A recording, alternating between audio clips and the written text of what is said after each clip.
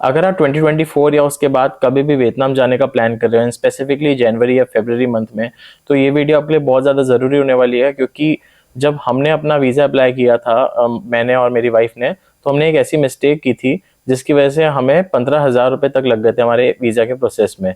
तो ये वीडियो पूरा एंड तक देखना है, इसमें काफ़ी कुछ चीज़ें डिस्कस करेंगे एंड साथ में हम ये भी डिस्कस करने वाले हैं कि वियतनाम का वीज़ा क्या एक्चुअली फ्री है या अभी भी ई वीज़ा लगेगा अगर आपको अभी ट्रैवल करना है तो, एंड उसमें कितने दिन लगेंगे एंड क्या क्या प्रिकॉशंस लेने हैं। काफ़ी सारी चीज़ें इस वीडियो में डिस्कस करने वाले हैं, तो वीडियो को बिल्कुल एंड तक बने रहना, काफ़ी कुछ आपको जानने को मिलेगा। तो हेलो दोस्तों, मेरा नाम शिवम है एंड आप देख रहे हैं ब्रेथ क्लाइडिंग, जहाँ पे मैं और मेरी वाइफ अलग अलग डेस्टिनेशंस में ट्रैवल करते हैं, आपके लिए इन्फॉर्मेटिव वीडियोस लेके आते हैं। तो इस चैनल को सब्सक्राइब करना बिल्कुल मत भूलना। तो सीधा चलते हैं, वीडियो को हम स्टार्ट करते हैं। ऑलराइट, सो मैंने कुछ पॉइंटर्स नोट डाउन कर रखे हैं अपने लैपटॉप में, ताकि मैं कोई भी पॉइंट स्किप ना कर दूं गलती से। तो सबसे पहले पॉइंट पे आ जाते हैं यहाँ पर कि वीज़ा फ्री है वियतनाम का या नहीं है।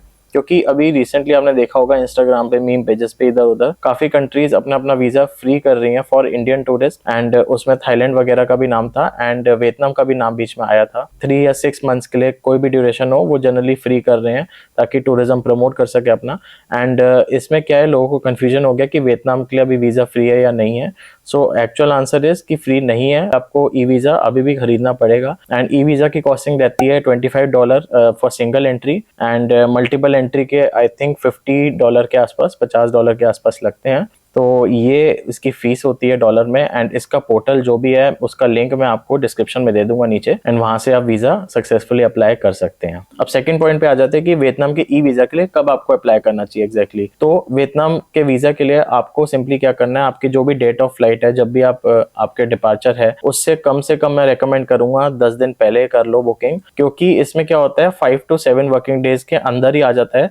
बट आप इस बात का ध्यान देना कि ये वर्किंग डे की बात हो रही है, नॉर्मल डेज की बात नहीं हो रही है। वर्किंग डे में मंडे टू फ्राइडे होते हैं, उसमें भी अगर आपका कोई वियतनाम में छुट्टी है, हॉलीडे है कोई, तो वो भी हमारा हट जाता है उसमें से, तो वो वर्किंग डे काउंट नहीं होता। तो इसलिए मैं रेकमेंड करता हूँ कि कम से कम 10 दिन पहले आप अपना ई वीजा के लिए अप्लाई कर दे। तो ये रिकमेंडेशन है। बाकी 3 से 5 वर्किंग डेज में आराम से ई वीजा आपके लिए आ जाता है, कई बार 2-2 दिन में भी आ जाता है एक्सेप्टेंस। तो ऐसा कोई भी इशू नहीं है। अगर आपको वियतनाम के ई वीजा के प्रोसेस के बारे में जानना है तो मैं उसके ऊपर एक वीडियो बना दूंगा, आप कमेंट करके नीचे बता सकते हो कि आपको रिक्वायर्ड है या नहीं है। एंड ऐसा है तो फिर वो वीडियो जब भी बन जाएगी तो आई बटन में इधर या इधर आपको दिख जाएगी, या फिर आपको कमेंट सेक्शन में भी दिख जाएगी वीडियो का लिंक, तो वहां से आप चेकआउट कर सकते हैं। And process step by step मैं आपको बता दूंगा उसमें। तो अब डिस्कस कर लेते हैं सबसे इंपॉर्टेंट पॉइंट इस वीडियो का, जिसके लिए आप इस वीडियो में आए थे। एंड मैंने स्टार्टिंग में भी बताया था कि हम ये डिस्कस करेंगे कि हमें कैसे, मैं और मेरी वाइफ जब हम वियतनाम गए थे तो उसके 2 ई वीजा के लिए हमसे 15,000 रुपीज चार्ज किए गए टोटल मिला के। एंड जनरली ये 4,000 के आसपास का खर्चा होता है, बट हमसे 15,000 लिए गए। तो हुआ ये था कि हमारी फरवरी में डेट थी फ्लाई करने की, 3 फरवरी को हमें वियतनाम जाना था। एंड हमने क्या किया था कि दिसंबर में इसकी टिकट्स बुक करा ली थी। एंड 2023 की बात मैं बता रहा हूँ, जब हमें फरवरी में फ्लाई करना था। एंड रही बात ई वीजा की, तो हमने सोचा कि 5 to 7 वर्किंग डेज में हो ही जाता है, तो दिसंबर में करा के क्या करना, वीजा के लिए अप्लाई करके हम जनवरी में एंड में आराम से कर लेंगे, 1 हफ्ता पहले। तो फॉर अ सेफर साइड हमने 2 हफ्ता पहले कर लिया। एंड 16 जनवरी को हमने अप्लाई किया ई वीजा के लिए, ये सोच के कि जनरली 4-5 दिन 7 दिन में आ जाएगा, एंड कईयों के 2-2 3-3 दिन में भी आ जाते हैं। एंड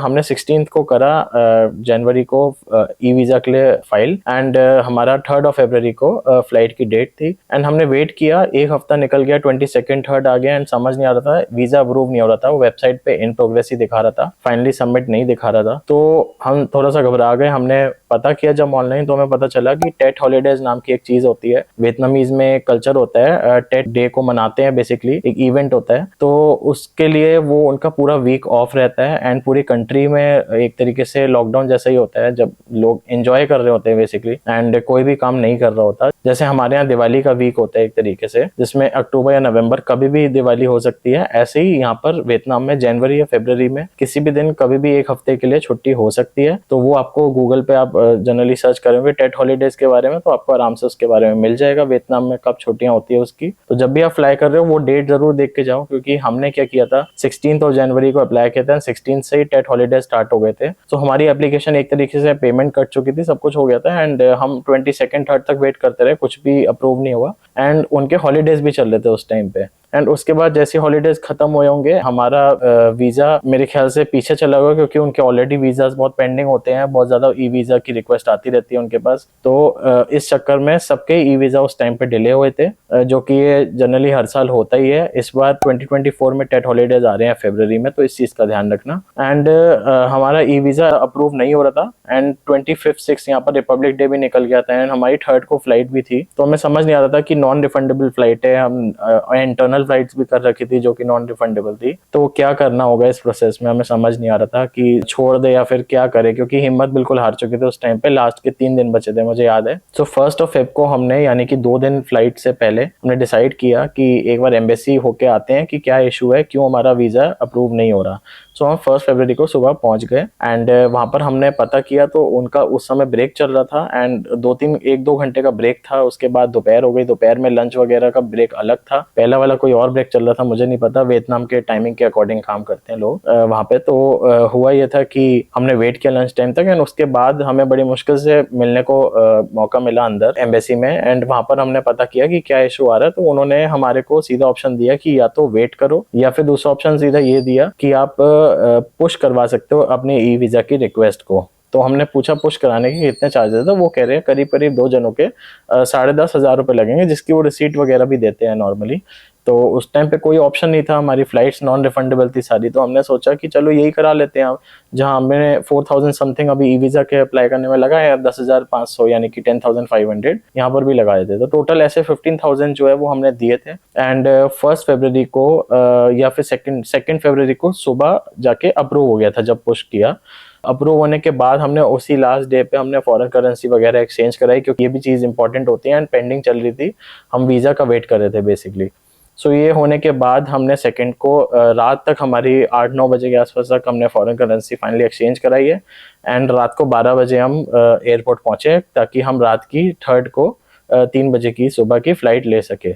सो इतना सारा प्रोसेस था जो कि इन्वॉल्व था इसमें। एंड उस टाइम के बाद से मैंने सोच लिया था कि मैं इस टॉपिक के ऊपर वीडियो बनाऊंगा, क्योंकि मैं नहीं चाहता कि आप जब भी वियतनाम जाने का प्लान करें एंड जनवरी या फरवरी में करें तो आपके साथ भी ये इशू आए एंड आपके पैसे फंस जाए या कुछ हो जाए एंड आपको एक्स्ट्रा पैसे देने पड़े। तो प्रिकॉशन ये रहेगा कि आप जितना हो सके 2 हफ्ते कम से कम पहले बुक कराएं। एंड अगर टेट हॉलीडेज बीच में आ रहे हैं, जो कि आप गूगल पे देख सकते हैं, जैन या फरवरी में आते हैं, तो उस केस में आप थोड़ा सा पहले वीजा के प्रोसेस के लिए अप्लाई कर सकते हैं। तो आई होप आपको ये वीडियो वैल्यूएबल एंड इन्फॉर्मेटिव लगी होगी। अगर ऐसा है तो इस वीडियो को प्लीज लाइक जरूर कर देना। एंड वियतनाम में आपको ट्रैवल अडेप्टर की रिक्वायरमेंट है या नहीं है, उसके ऊपर भी मैंने आई बटन में मैं लिंक डाल दूंगा, वो वीडियो बना रखी है जिसमें मैंने आपको डिटेल में बताया है, तो वो चेकआउट करना बिल्कुल मत भूलना है। एंड वियतनाम के ऊपर ट्रैवल सीरीज बहुत जल्द आने वाली है मेरे चैनल पे, तो वो भी आप डेफिनेटली चेकआउट कर सकते हैं। तो उसके लिए चैनल को सब्सक्राइब जरूर कर लेना। तो इसी के साथ इस वीडियो को हम यहीं पर खत्म करते हैं एंड मिलते हैं किसी अगली ट्रैवल सीरीज में। Till then take care and bye.